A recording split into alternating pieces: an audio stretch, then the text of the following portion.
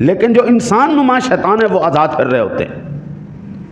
نماز نہیں پڑھیں گے، روزہ نہیں رکھیں گے، نیکی نہیں کریں گے، ذکر و اذکار نہیں کریں گے. روزہ سارا دن نہیں رکھنا، افطاری کرنی ہے، اس میں بھی جھوٹ بولنا ہے، اس میں بھی فراڈ کرنا ہے، اس میں بھی دھوکے دینے ہیں. تو اللہ تعالیٰ نے جو اصل شیطان تھا وہ تو بند کر دیا ہے، جو ادھر شیطان بیٹھا ہوا ہے اس کو اب ہم نے قابو کرنا ہے. یہی باقی 11 ماہ کے اندر فجر کی نماز کا حال آپ دیکھ لینا، اور یہی رمضان مبارک کے اندر آپ فجر کا حال دیکھ لینا. جس دن عام